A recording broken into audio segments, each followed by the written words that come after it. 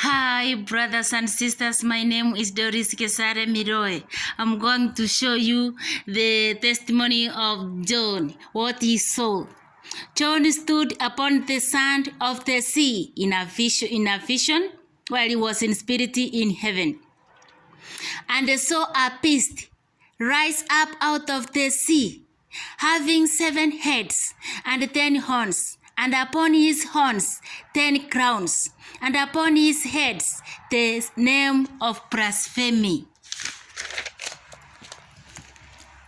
The 10 horns are explained in Daniel chapter 7 verses 24 and Revelation chapter 17 verses 12 to be the 10 kings. And the whole vision is of the last form of Gentiles world. Power, a confederated 10 kingdom empire covering the sphere of authority of ancient Rome. In Revelation chapter 13 verses 1 to 3 refers to the 10 kingdoms empires verses Revelation chapter 13 verse 4 to 10 to the empire who is vertically the beast. And the beast which John saw was like unto a leopard, and his feet were as the feet of a bear, and his mouth as the mouth of a lion. And the dragon have him his power, and his seat, and great authority. The dragon gave him his power, and his seat, and great authority.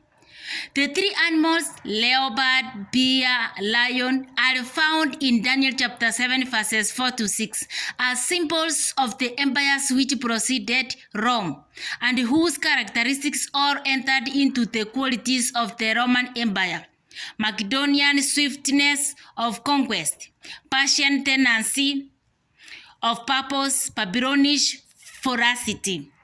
And John saw one of his heads as it were wounded to death, and his deadly wound has healed, and all the world wondered after the beast. Fragments of the ancient Roman Empire have never ceased to exist as separate kingdoms. It was the emperor form of government which ceased.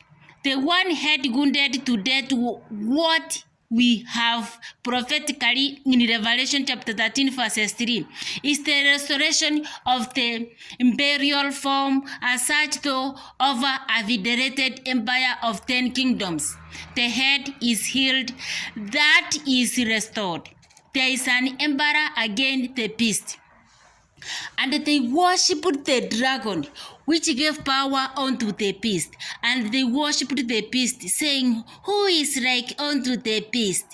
Who is able to make war with him?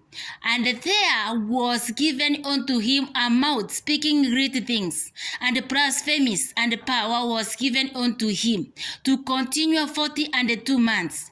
And he opened his mouth in blasphemy against God, to blaspheme his name and his tabernacle, and them that dwell in heaven. And it was given unto him to make war with the saints, and to overcome them. And power was given him over all kindreds, and tongues, and nations. And all that dwell upon the earth shall worship him, whose names are not written in the book of life of the Lamb, slain from the foundation of the world.